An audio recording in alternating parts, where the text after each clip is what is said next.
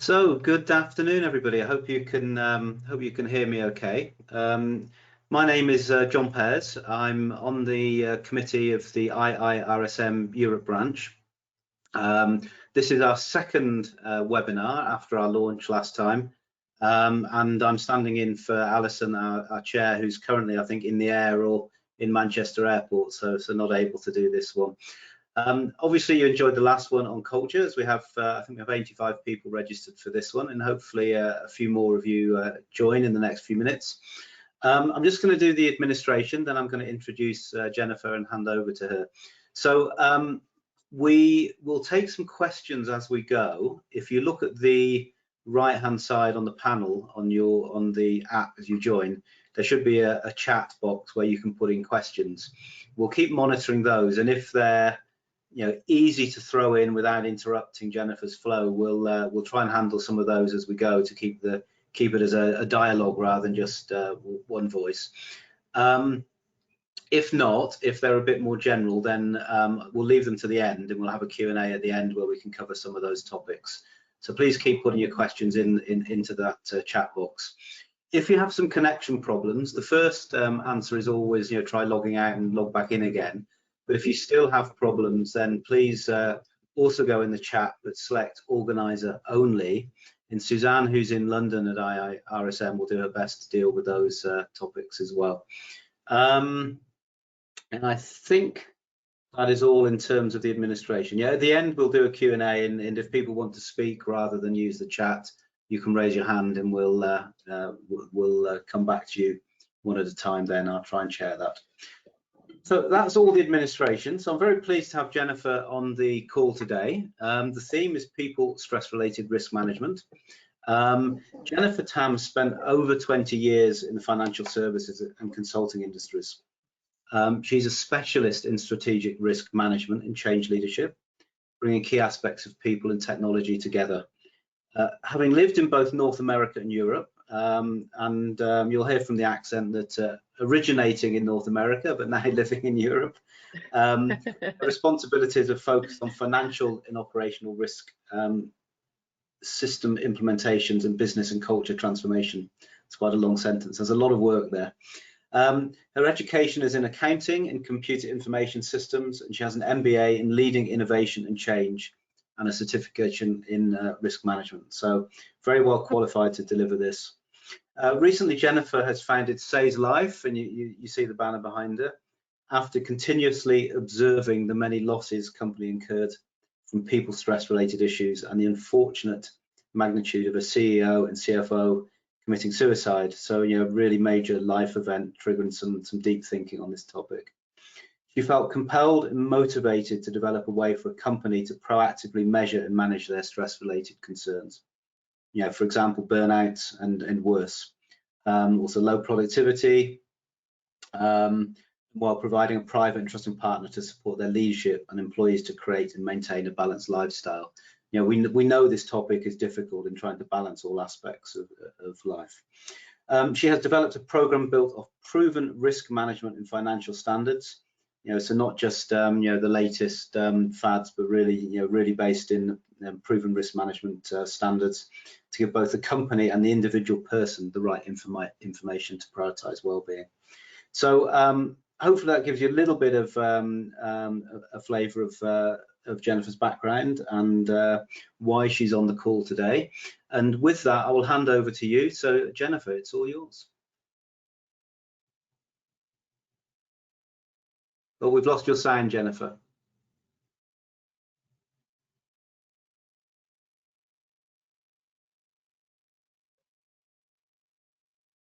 Yeah, I still can't hear you at the moment.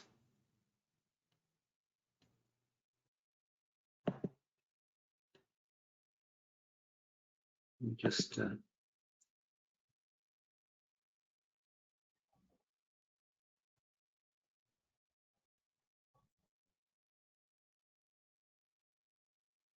excuse us while we just deal with the technical issue. So we tested it all beforehand, it was all working fine, but the bugs are obviously in the system.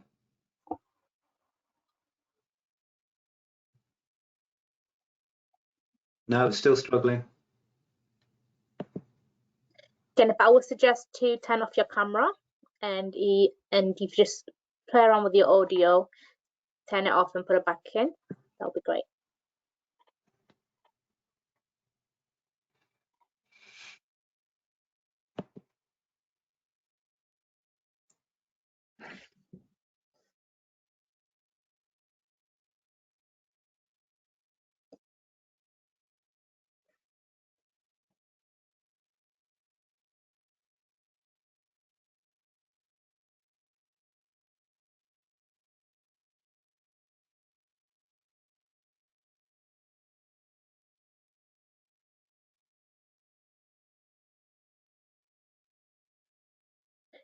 You can see you now.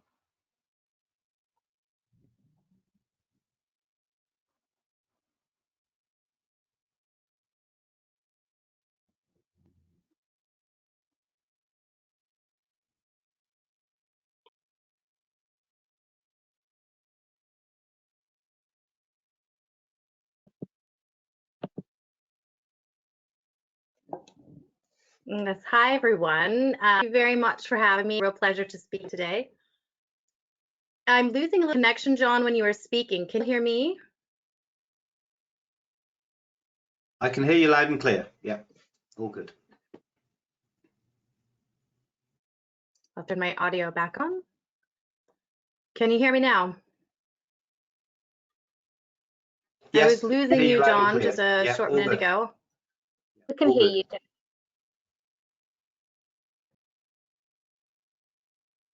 Yes, exactly. Okay, so thanks for having me, everyone. Thank you for that lovely introduction. Susan, do you want to turn my camera off? Because I was...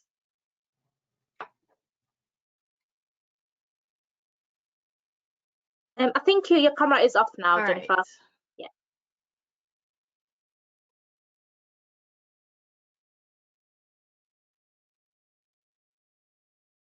How is that, We can see your audio now? Is it better? Yes, much better. Is the audio coming through?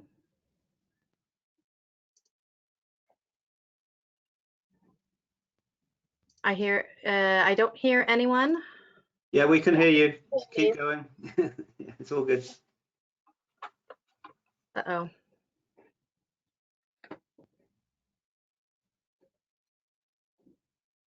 We can hear you fine. I'm just going to go on audio. Can you hear me? Yes, we can. We can hear you.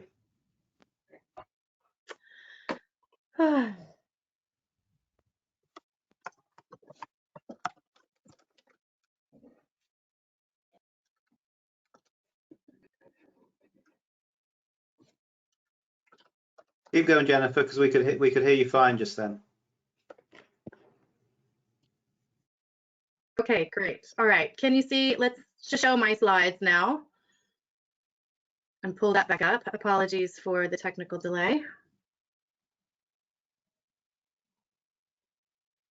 Okay. So you know when I'm just viewing the control panel to see if the audience can see the screens. Yeah. It's not showing on my control panel, so if you could just give me the thumb up, John. Yeah. Good. Perfect. Okay, and you can see screens. Keep asking me to share my webcam, and Susan, is there a way to turn that off? Yeah, you can just ignore that. Okay, everyone. So thanks for joining. We got a couple more minutes burned, so we had some additional people join, so that was positive. And where are we going today? So I've got a little picture of us, maybe reminding anyone of holidays in the last couple of weeks. Good. So I wanted to keep this a really light discussion and be very simple in the messaging today. So one, we're going to talk about, great, thank you. Okay, great, thank you.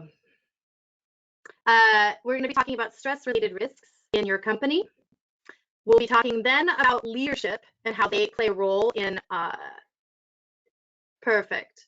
So we're talking about the stress-related risks with your leaders. And then we're gonna, as John mentioned, we're gonna have some time at the end for Q&A. So I'm gonna ask Susan to do a quick poll right now. Yes, no, or maybe. Do you think stressed out people are a risk to an organization? If you could pull out that poll, Susan. Susan, can you hear me to pull up the poll? Yeah, the poll is on. Is everything is a bit.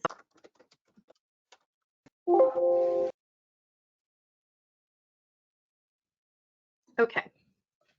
We're just collecting. Let me know when the poll is finished, Susan. My control panel is slow. Perfect. So I know you're answering right now, but I've been working a long time on the topic of stress-related risks prior to COVID. And during my studies for my master's program, I really wanted to do a deeper dive into this topic. Why? Why is it so important to me? Why have I dedicated my entire career right now to stress-related people risks? It's because I've had time and time and again, the jobs that I've had in larger banks and insurance companies, that people issues, typically, when on my observations, stress-related people issues were playing a large part into our losses and low productivity in the organization. Unfortunately, I had to experience my CEO and my CFO committing suicide, and it was at that point that I really wanted to dedicate my expertise in risk and culture and transformation to address these real issues. And this was prior to COVID. So I was really studying the topic of psychology, psychological risks, what is stress in general, and unfortunately, COVID hit from a professional standpoint, because raising the red flag, so to speak, on people's stress-related risks actually became a little bit easier now during the COVID period to talk about this. So let's look at the poll results, Susan. So great, we've got 100%. Everyone says it's a great risk. It's a great risk to the organization. And good news is that the ISO organization also agrees with us. So in 2021, I was very happy to see that ISO established a standard 45003 around psychosocial and well-being risks in the workplace. So this also, in conjunction with COVID, raising awareness around stress, has made this topic a lot less taboo and a lot easier for us as risk managers to dedicate our times towards and get some time with our leadership to discuss the right steps going forward. So a fact, EU estimated cost of depression in the workplace is 600 billion euros per year. Now, if you compare that to fraud, which is estimated above 900 billion, which obviously is a greater amount of losses, but nonetheless, we can all agree that those are significant losses to the organization. Yet we look at large financial institutions or other organizations that dedicate large teams and people and resources and time towards mitigating fraud risk, for example, or hazard risks. But yet we have almost no one dedicated towards people and stress-related risks, even though the losses are so great. So what ISO standards also recognize, which again was good from my perspective because I had been working on the methodology for my company already when they came out with these standards, is that they recognize that a lot of the issues and risks with people-related stress are coming from outside the office, and they have nothing to do with internal working processes or even external working processes, such as with your vendors and so forth. So it really allows us to have some standards and some comfort that there's a holistic perspective placed around a person and individual's stress and stress levels. So I'm going to move on to the next slide. So now that we all agree that this is a risk and we need to focus on it, what is your company doing about these people risks? If we can pull up, Susan, the second poll, what impact does your company's well-being program or programs have on reducing these stress-related risks? A big impact, little impact, or somewhat of an impact?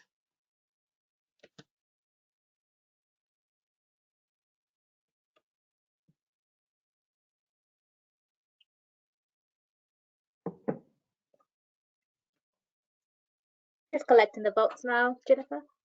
Perfect, thank you.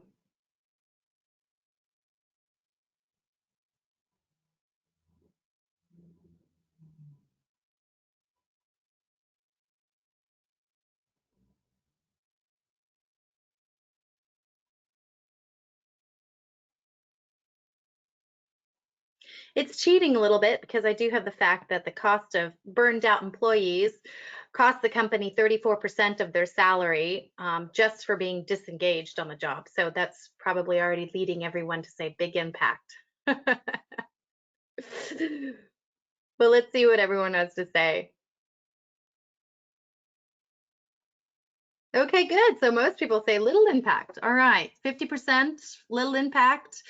We've got 30% to big impact and another 20 to somewhat of an impact. So good. So there's a mixed results there. So yeah, so according to Gallup, 34% of someone's salary is actually just being lost because of their loss of productivity of disengagement. And what causes that disengagement? We don't know. So that comes into what is your company doing about these people risks? Now, as John mentioned, I've worked a very long time in transformation and risk management, and different people come and go. And so how to address this from a cultural standpoint is very important. Most of us don't really know exactly what the impact of these people's stress-related risks are having on our organization. I'm not going to have another poll on this, but let's just say, hypothetically speaking, without proper answer, do you know and how have you measured the impact of these people's stress-related risks in your organization? I'm going to guess not very many people have had the opportunity to measure this and have a good conversation. And this was one of the problems I had as an internal risk manager at my bank. So I was responsible for all the risks associated to transformation. It was a very large portfolio, over a couple $2 billion. And addressing these types of topics, was not regulated. So our FINMA does not expect us to calculate and include this into our solvency ratio. So I never had to prepare a number for them. And it's certainly persona non grata to write up a report to say that your leadership looks too stressed out and they're not behaving properly, and it's trickling down into the organization. So that's also a really difficult conversation. So I'll get to talking to your leadership about that in a moment. But what are we doing in our company to address these risks? So I mentioned before, we have large teams associated to fraud. Hazard, vendor and outsourcing supply programs, supply chains. So we have a lot of teams focused on that. And what we need to do, in my opinion, is have the same or even more focus on the people and our culture and the risks that are associated to that. And given COVID, now there's even more dynamics placed upon us, because I was observing this prior to COVID, and now it's just even become a bigger problem. So I think most of our companies are larger. We have well-being programs. And what I was asking myself, I always had a well-being program. What were they doing to mitigate these risks? I'm a risk manager. I see the risk. It needs to be identified. It needs to be captured. It needs to be monitored. Are we okay with that risk? How does the appetite look? And so are we doing the right things in our organization? And who do we talk to? These were all questions I was asking myself.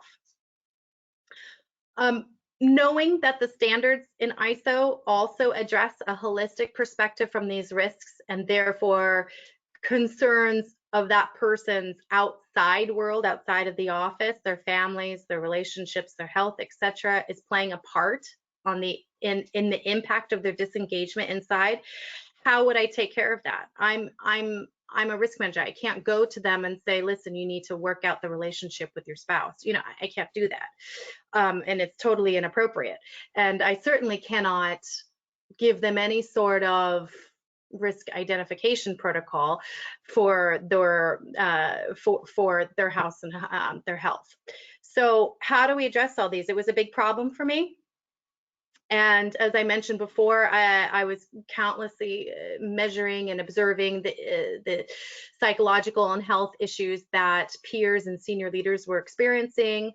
And so my recommendations here on what your company doing is about these people risk is to approach it as a proper risk manager. So you need to have risk identification, risk communication, you have to have measurements, proper measurements, you have to have the right discussions and buy-in, and you have to have the right owners on the mitigation, and then have that proper follow through. You know, everything that I've built so far in our program with Says Life is built off of ISO standards.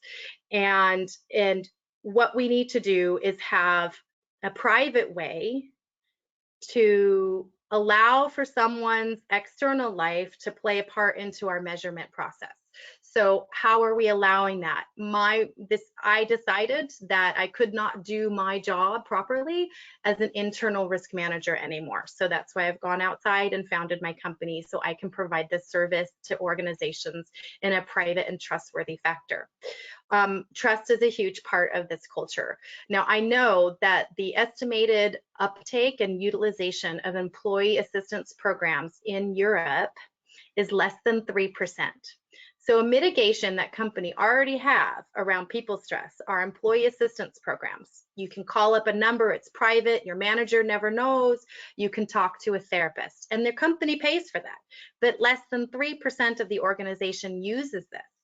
So as a risk manager, that's not good enough. It doesn't cover the risk, and it doesn't reduce the risk enough for me, even with estimations of measurements.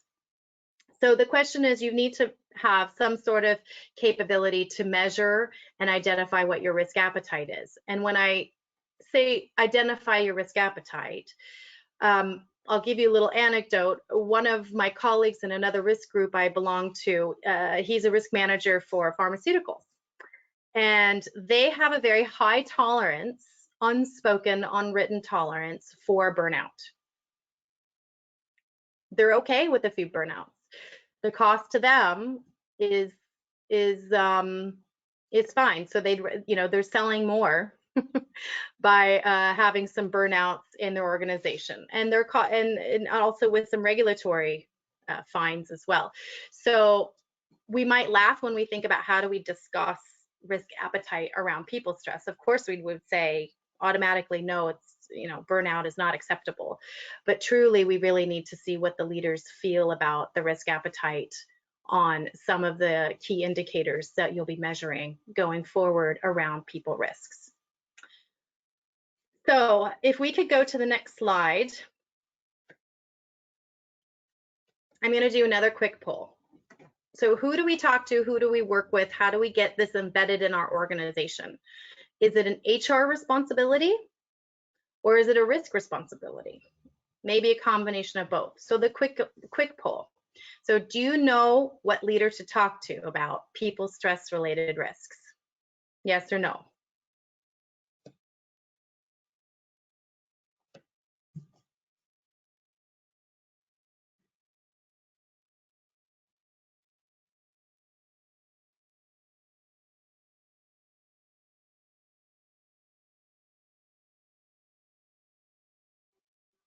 Jennifer, can you hear me? Yes, I can hear you. Thank you. Yeah. Just while we're waiting for the answers then, there was a question, when you talk about the ISO standard, do you mean ISO 31000? Yes. Yeah. Okay. Yes. Okay.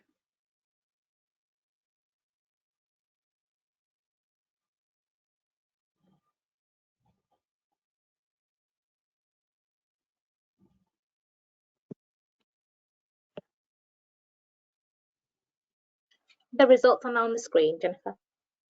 Oh, that's great news. So most people on the call feel like they know who to talk to about stress-related risks. If anyone, I'm just trying to get the dialogue sparked a little bit. If anyone in that yes camp could respond on the chat, and maybe John, you can have a look, and just type in which department they're related to. Are you talking to HR, or are you talking to like someone in charge of well-being, or are you talking to your risk department? That would be really interesting to see, to spark a conversation about that, because in order for us to really embed this into the organization, we have to start at the top with our leaders, and that's with the same with every transformation. So this is not news.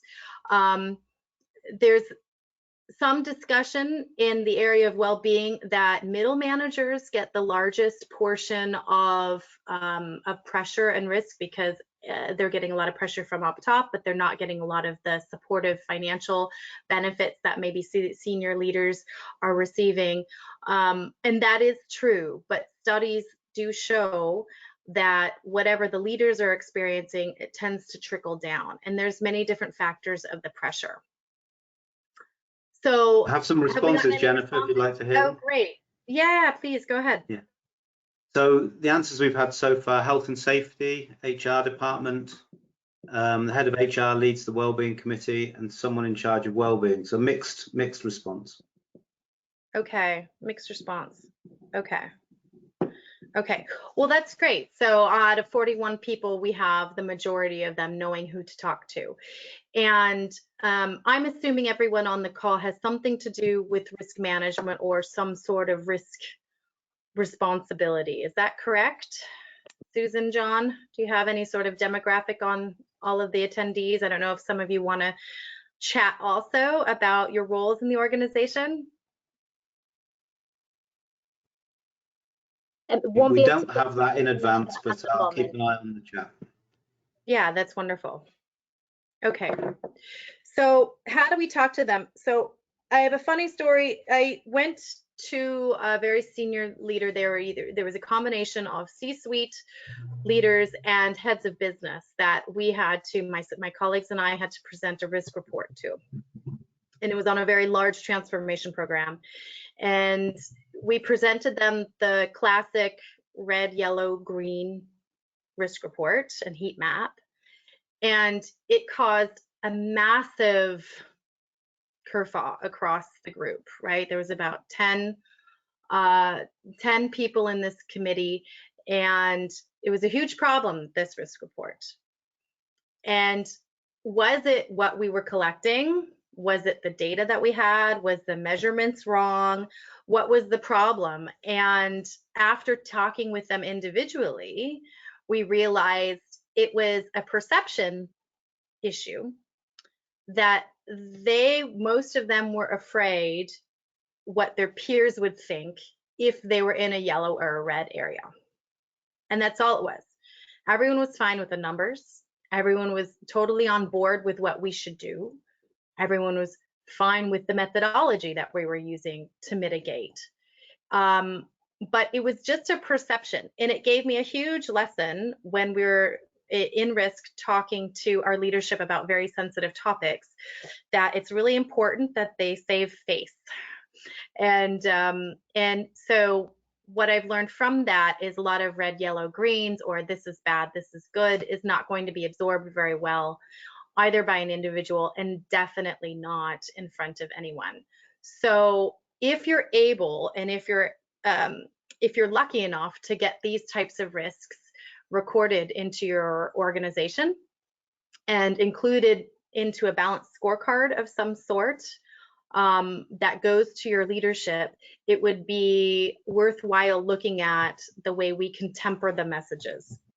Now, alongside how we temper the messages is how do we get them to be involved? Because they can't just point and say, this is a good program to run for the employees. As I mentioned, my CEO and CFO, the very top level of the organization, unfortunately committed suicide, and they can't be ignored, okay? So the leadership has to participate in the well-being program. If you're doing risk identification, which we recommend, and during your taxonomy identification process, your questionnaires, whichever methodology you are particularly using to identify what your risks are, the leadership has got to do it. If you can go up to the board of directors, that would be even better. So when I've talked to a few CROs, so chief risk officers in very large global organizations, they tend to say that it's an HR issue, funny enough, because it's very difficult to get this passed in risk. And in addition, they've also mentioned that the board of directors for their organizations are very, very concerned about this topic. And so what are the boards doing? So if you're able to get the board of directors also included in the risk identification process, that would be a huge win for you, because you'd have a really well-rounded perspective through that identification process. So how are you identifying those risks? Now, I talked about trust a little bit. I'm kind of an old school practicing risk manager where I feel that very traditional risk identification assessment is fantastic.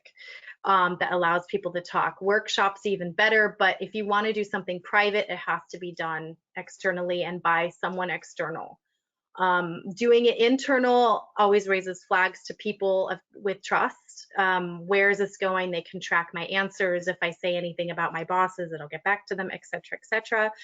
So because the ISO 45003 standards are recommending the external factors around stress to be included, you have to have a good balance of that data privacy and some sort of wall of information between the organization and the individual person providing you the results that you would want to see to identify your risks. So you have your risks and you'll be able to present that to your leadership. Now they're going to want to know already, okay, what's your recommendations?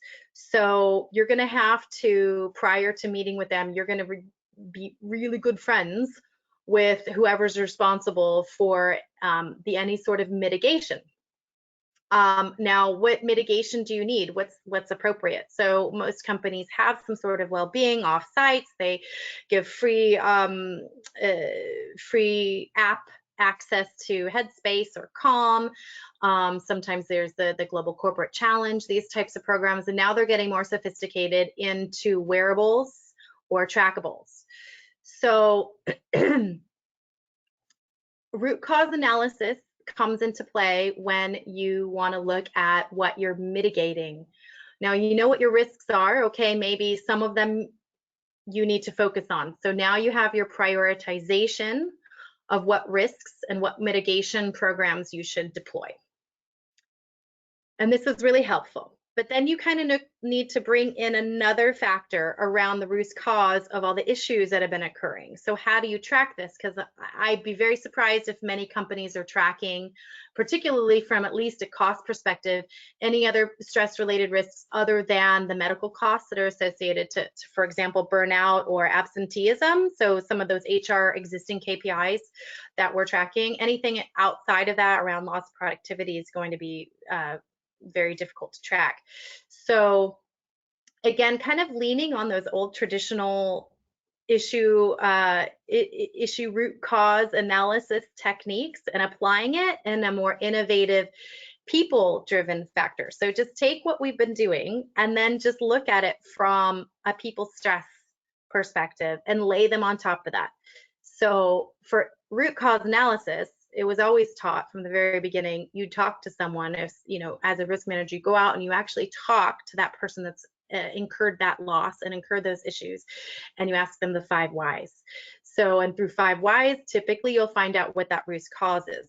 Now, we can do that, and I still feel that's the most truthful way and trustworthy way to find out what's really causing something. But there's a lot more scientific ways now, particularly with big data. So there are some organizations and big consulting companies right now that you can go to and hire to come in and do some big data analysis for your issues and root cause of a lot of these people's stress-related issues. What that requires is monitoring. So again, going back to the culture and trust topic, it's very difficult to gain trust and change culture in this way into a positive well-being perspective if you're monitoring their computers and their phones. And even worse, you can potentially monitor their body. So some leadership teams may be asked, either they already are or they will be in the near future, to wear either the rings or the watches or the chest bands to monitor their heart rates, their sweat, their sleep, and then track additionally how much movement they're getting during the day. And so all those factors are really invasive. So our program is very non-invasive because I'd rather give the trust to that person and build that rapport and build the culture up to where people feel comfortable to develop themselves and be a part of building a well-balanced and comfortable workforce. So talking about these kind of data measurements, so on issue root cause analysis, that should be able to give you a bookended perspective with your mitigation programs. So you know what people's risks are, you know how to prioritize that. Okay, we should look at these top 3 risks in our organization now, and then what issues are we continuously having, because we should address those and see what the root cause is, and we need to put that together, and we need to have an informed discussion with our partners that are running these programs, what to do next and what to spend our budgets on in terms of improving the well-being of the organization. And budgets are not large at the moment in this particular area, but nonetheless it's gaining speed, and I believe in probably the next 2 to 5 years organizations will have caught on. And I think they'll caught on mainly because of pressures for recruitment. So there's a huge war on talent right now, and particularly the Gen Zs and younger millennial age groups are really interested in working for an organization that is promoting their well-being and health.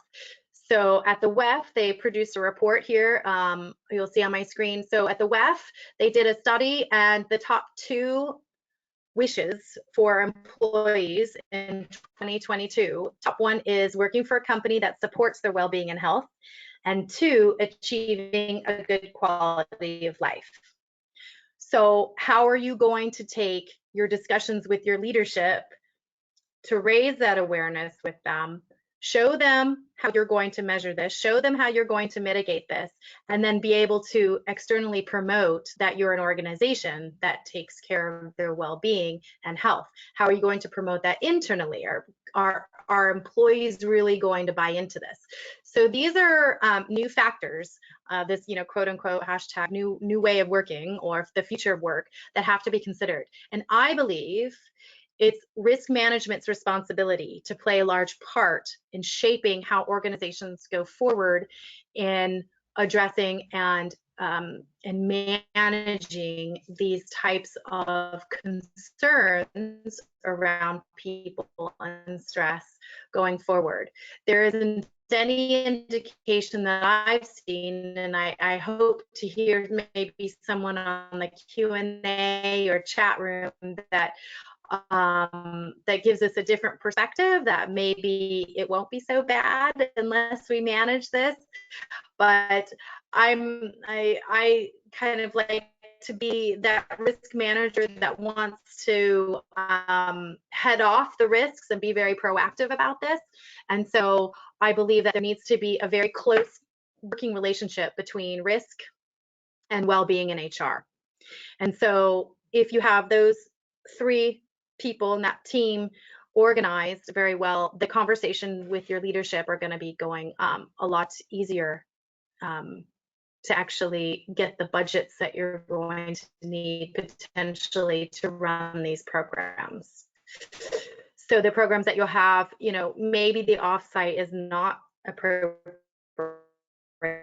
for you guys. Maybe you need to address something that's more process related or travel related, or maybe it's external, so family related. So the biggest risks that psychologists see to a person's external and internal occupational life is getting promoted and moving. So moving location, which hasn't happened in the last couple of years for very many people, but people do still move for their jobs, and that actually is second in a stressful situation only to the loss of a child.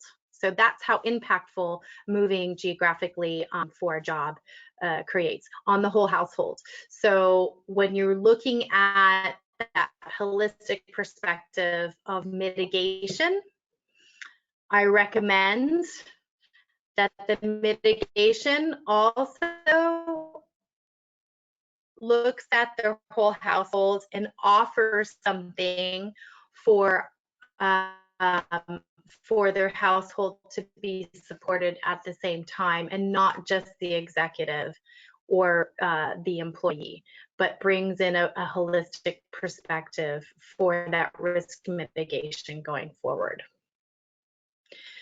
So just looking at the time, I wanted to wrap up with my last summary before we go into a Q&A.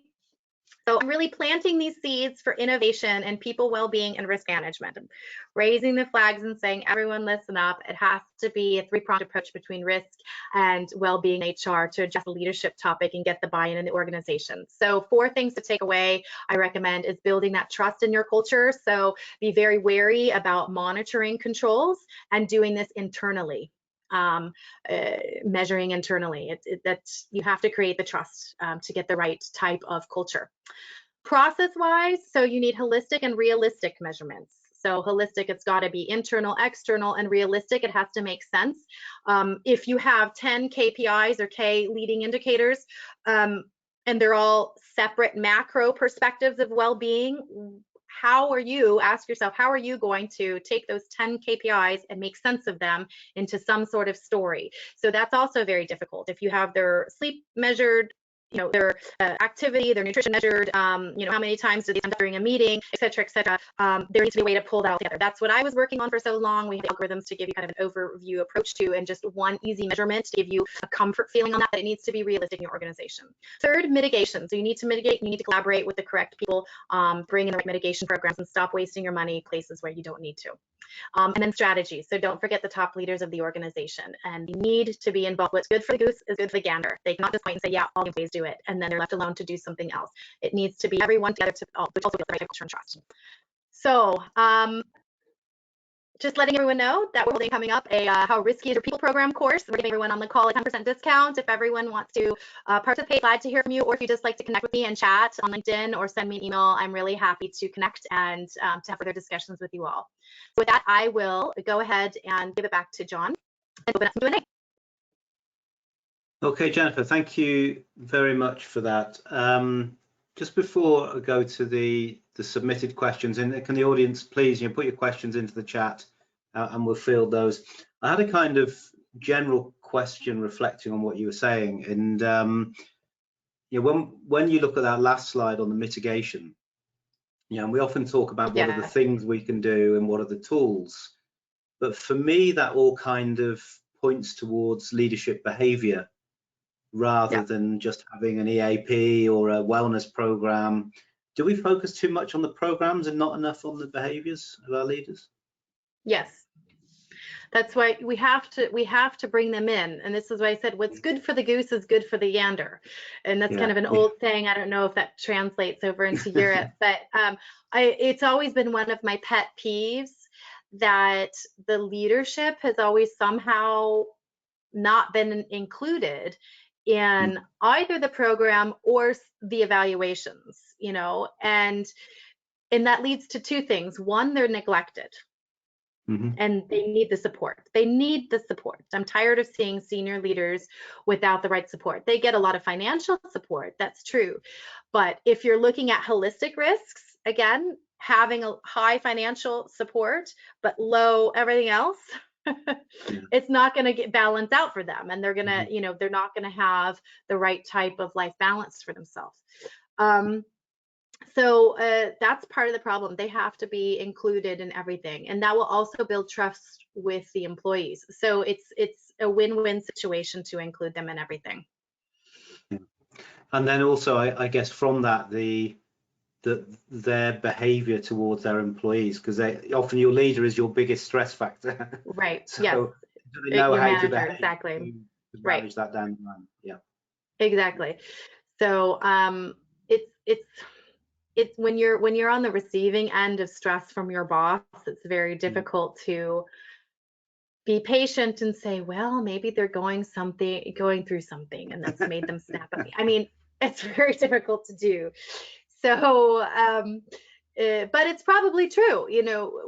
I have kind of a crude analogy that most of our leaders are like racehorses. Now, if you were to go out and spend a lot of money on a team of racehorses, you would never put them in a room all together in some stable, don't feed them the right stuff, don't exercise them the right way, you don't have them communicate and interact with each other the correct way, and then on top of that you apply stressing factors that actually aren't really necessary. So a lot of stress that comes in, a lot of pressures. In reality, we didn't really need that. You would never do that to your top thoroughbreds that you spent gazillions of dollars on. And how well are they going to run on race day? They're just not going to.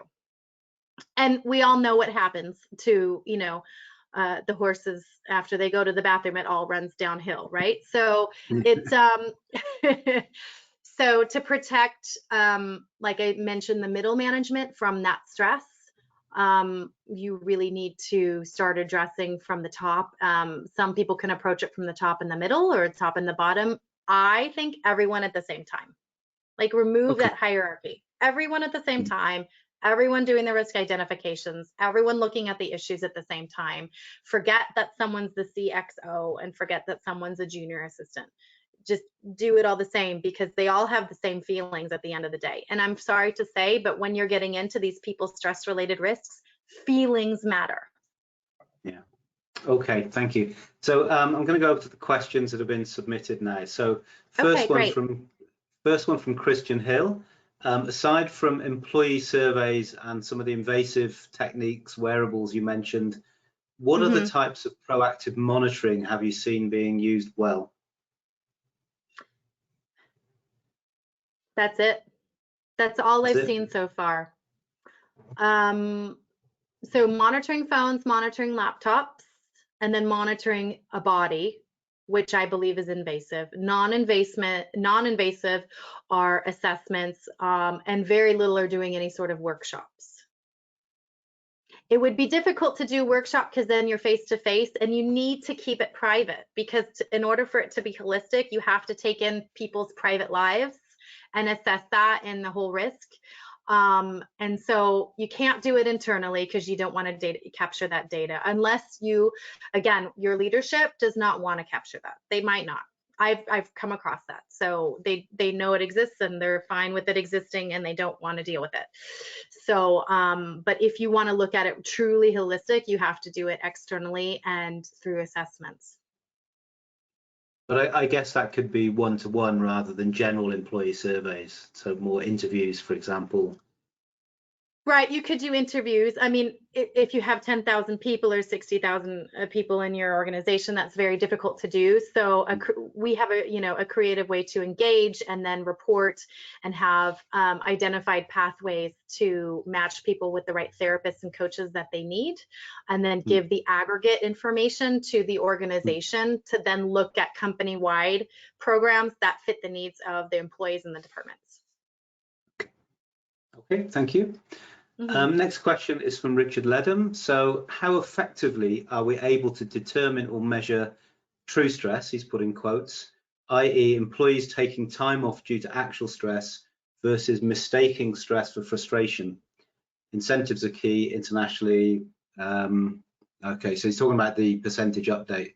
So it's important to consider all employees, not just office-based workers. Yeah. I'm not sure I understand the question that well. So the question is around the difference between mistaking it for frustration versus stress, and measuring the leave and the difference between the two. Is that correct? That's how I'm reading it. How to measure true stress as opposed to taking time, not coming to work just because you're frustrated, fed up. Okay. And I guess the bit at the end is also referring to the non-office workers, factory workers who maybe are off sick, and that's not seen as stress. Right. So they measure that. I mentioned in the beginning there was an estimation by the European Trade Commission that in Europe there's $600 billion spent on losses of disengaged and depressed employees, and that would include the scenario where a factory worker is calling off because they just couldn't be bothered. They, their boss brought, they couldn't care about their boss. They don't really care about the job. They're not really engaged. So calling off because it's really sunny and they want to, and they say they don't feel good is included in those costs. To talk about the first part of the question, so frustration, if you look at, this probably could be a whole nother class, but the definition of stress and the resiliency around stress has been studied for a few decades now. And so if you look back at the original studies in the mid 20th century, when they were looking at the causes of stress and the relationship and what factors would come into that stress, into what we call stress, frustration would be a form of stress. And the cause of the frustration could be something really irritating. But at the end of the day, you feel stress, and whether it comes out in like a health stress, like I'm burning out, I have headaches, or I have high blood pressure, or if I'm super irritated and I'm frustrated,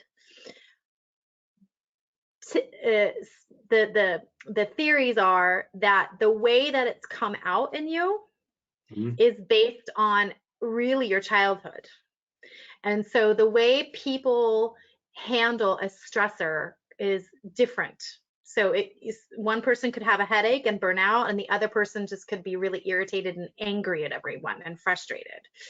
So that really comes into a lot of childhood topics, which is why our program has a way to privately address with the person a matching service that helps them with therapists and coaches, because it's not just about your career coach to help you deal with your boss. It might be you need to talk to a specialized therapist because there are issues that you had from your childhood with your mother that you never knew you had, and that are now coming up in the way that you react to the stressors. So now you're in a high paid job with a ton of stress, and now you're getting angry all the time. You don't have any headaches, you still go to work, but you're pissed off all the time. So there's so much work being done in this area, and it's really groundbreaking. So we have the opportunity to kind of pave the way and make sure it's done properly. Okay. Great, thank you. And Richard confirmed I did interpret the question properly. So that was the question. Thanks, Richard. So next question from Mohammed Mujahid. What will be the parameters to reduce stress to people? What do you mean by parameters? Yeah, I don't have more information than that. Mohammed, maybe you could type something in the chat. While he's doing that, let me just move on to the next question, and then hopefully he can clarify a little bit. So from Kudzai Boreri, would you suggest that we should have questionnaires for sickness and absence to be able to manage stress at work? It depends if you're doing that internally or externally. If you're going to build trust in the organization, having some sort of questionnaire as to why you're sick and why you're off, if you send it out internally, I'm going to say, I'm going to bet 95% of my salary that someone's going to be irritated that you've asked them. Might and not like stress. that. And yeah, that might cause some stress. And I don't know if they're going to answer truthfully. So if you want truthful answers that don't feel confrontational, then I would recommend that anything private, anything sensitive, anything that could be taboo is really handled externally. This was my issue as a risk manager. I couldn't do this internally anymore. Yeah, and I think there's something as well about the line manager relationship, because obviously the line manager should be interested in employees who are absent from work, but you have to be very careful what questions you ask and how you ask. So if there's no relationship there, it becomes very difficult. Yeah. Right, and there's also some legal obligations as well, depending upon the country that you live in.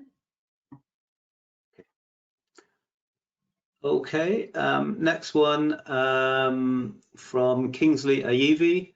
Does demotivation of employees lead to stress, or is it one of many catalysts leading to stress? So the term stress I would say that would be reversed. So I would say stress is one of the factors that there would be a disengaged employee. Disengagement of an employee could my understanding of the definition of a disengaged employee would be that would be the result of stress and other factors in the organization that they're just not happy with. Okay, so the demotivation doesn't lead to the stress leads to the demotivation and disengagement. Correct, right. Okay, thank you. Okay, so that was all the questions at the moment. So Mohammed, if you could clarify your question, what do you mean by parameters? Does it mean, what are the solutions to reduce stress, or did you have another meaning there? I had one of my questions from listening to you. When you talked about having someone who could take a look at the big data analysis, what sort of data do you include in that? What would you mean? What would you analyze? So I'm not doing it. If a company asks us to do it, I would have a hard look at and discussion with them and their senior leaders as to why they need that data and what type of data. But my understanding from my peers that are doing this, they're monitoring the computers and the phones and pulling in any sort of clicks, any sort of streaming data that comes in, and they're looking at all sorts of things. And they all have consultants and consulting firms. They're using their own private algorithms to carve out what they believe is disengagement or burnout. There are no international standards right now on evaluating burnout per se. There are a few assessments that you can find online. There's only international standards on depression and anxiety. But with the big data that they're monitoring, there's just every factor. So every data point that you can imagine. So every click, every window that you open, no matter what it is on the internet, intranet, how much time you're spending on any particular app is looked at. Last point, when you log on, when you log off, text messages, things like that. Keywords, they look at wording inside of emails, things like that. So all of that can be evaluated in terms of disengagement. And so that's why they say, oh, you don't wear it, it's just monitoring the computer. I think that's invasive because it's invasive to the person's privacy. Okay, thank you.